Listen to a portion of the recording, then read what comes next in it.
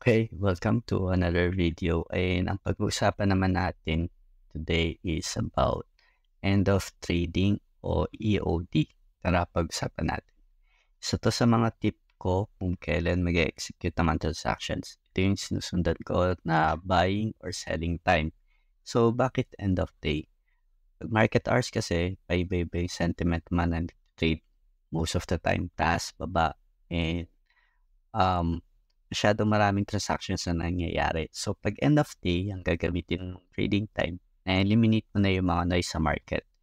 Ito yung time na nagsasettle down ng mga traders and mas nakikita mo kung bullish pa yung stock o bearish. So, less stress din to sa pag-trade ng end of day kasi this time, mas mapapadali ka sa pag-decide if anong action ang gagawin mo. Either bibili ka ba, hindi muna, or magbebenta ka. Less stress trading ang gusto mo, end of day trading ang masasuggest ko na subukan aralin. So, proceed muna tayo sa mga personal stocks picks ko for this week. So, unang titignan natin ang Philippine Stock Exchange Index. Sa ngayon, ang Philippine Stock Exchange Index ay nasa 7,155.90. So, looking sa chart natin, mapapansin na natin na nandun na siya sa breakout ng 7,000 levels. So, dito makikita natin na bullish yung market, and mapapansin din natin ang uptrend movement ang candles ng Philippine Stock Exchange Index. If magtutuloy-tuloy pa ang pag-angat nito or magkakaroon ng consolidation dito sa area or magkakaroon ng corrections or pullbacks. Kasi dito, ito yung makikita natin na area na resistance na, and so far nakita natin na breakout na niya yung resistance area na to. Then, ang next resistance natin ay within this area. So, dito makita natin if magkakaroon ng resistance dito or tuluyan na niyang mawi-break out and magiging bullish yung market natin. So, pag-usapan naman natin yung mga stock picks ko for the week. So, first on our list is DMC. Currently, DMC is on a doji on 11.72. So far, uptrending din yung movement ng stocks na to, and there's a resistance on this area. Naganda dito is bullish yung sentiments ko for this stock. So potentially, pwede siyang magtuloy-tuloy as uptrend stocks. Then next on our list is Metrobank. Metrobank, very bullish din yung candle patterns niya. Bullish, nagkaroon lang ng pullback and correction on these time frames. Then, nagkaroon ng breakout dito. Then, nagkakaroon ulit ng consolidation dito.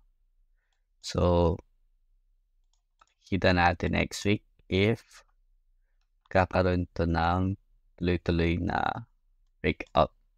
So far, on the long time frame, makikita natin dito, ito yung kita natin resistance, kaya dito nagkakaroon ng resistance, hindi siya maangat. Pero once na ma-break niya tong resistance na to, potentially magtutuloy-tuloy yung breakouts neto. Tuloy-tuloy yung breakout niya. So dito mas possible, no, kakaroon ng resistance, or pwede nyo rin to i-consider as your target price. Ayan, for Metrobank. Next on our list is ICT. So far, si ICT naman, bullish pa rin yung candle formation niya. Nagkaroon lang ng consolidation dito sa area na to. And dito natin makikita if nagkakaroon ba ng resistance dito for a possible pullback or correction, or maybe breakout to. Pag na-breakout to, pwede magtuloy-tuloy pa to as trending stocks. Next on our list is Arit. Si Arit, past 2 weeks nagkaroon siya ng massive sell out dito. So, pero very bullish pa din yung overall sentiment. Ito, makikita natin. Ando pa rin naman siya nagkaroon after ng sell-off. Nagkaroon ng malaking bounce dito last week, 5%. So, currently this week, nasa 37.60 siya. Then, we'll see if magkakaroon ng breakout dito sa area na to or potential upward movement or magkakaroon ng consolidation dito. Makita natin sa susunod na weeks. Next on our list is Century Pacific.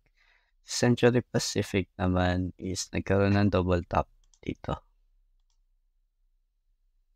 So, ang expectations natin dito is magkakaroon ng momentarily consolidation dito sa mga few candles na darating. Kung malakas talaga itong stock na will eventually break this resistance, then potentially kakaroon ng tuloy-tuloy na uptrend. Dito naman yung pwede natin consider as support. So, dito ang titingnan lang natin na breakout. Pagkatapos kasi ng malaking candle na to, nagkaroon ng corrections.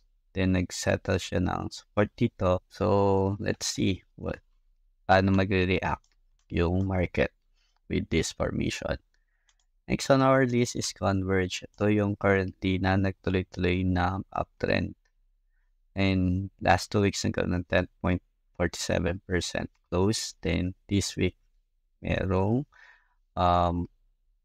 sell off or correction. Pero this September 23, this is expected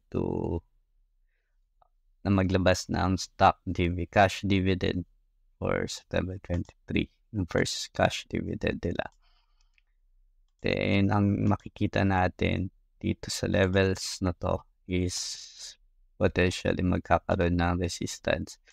So, ang expectations natin is magkakaroon ng mga uptrend movement dito.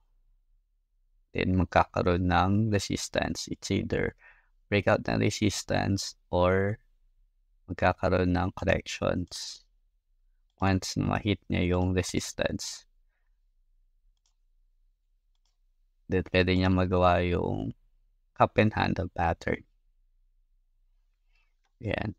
Next on our list is Meralco. Si Meralco naman is currently at 3.80%. Closing na green candle. So, parang nagkakaroon din siya ng resistance dito. And yan, makita natin if may break niya ba yung resistance na to for the coming days. And kasi dito na breakout na niya itong resistance dito. So, nagkakaroon ng consolidations in this area. If bullish yung magiging sentiment ng market natin for the coming days, pwede itong mag-breakout from this point. Next on our list is Banco de Oro. Ganun din. Most of the stocks ngayon meron silang resistance. Nasa resistance area sila. So, ganun din. Pwede din siyang magkaroon ng corrections or consolidations on this area or pullbacks before siya mag-continue ng breakout movement niya. Next is Macro Asia. Si Macro Asia naman on the last 2 weeks nagkaroon ng massive breakout dito sa resistance na to. So, tingnan natin kung magtutuloy-tuloy to or magkakaroon muna ng consolidation dito. So, for a healthy stock, usually nagkakaroon muna ng consolidation dito bago magtuloy-tuloy ng breakout, especially if bullish yung market. Ganun yung potential na mangyayari. Si Plus naman, pagkatapos niya magkaroon ng massive sell-off dito last week is nagpapakita siya ng bounce. Ito, tingnan natin kung gagawin niya rin ba yung nangyari dito na kakaroon muna ng mga sell-off then magtutuloy-tuloy pa rin ng breakout. Dito natin siya makikita.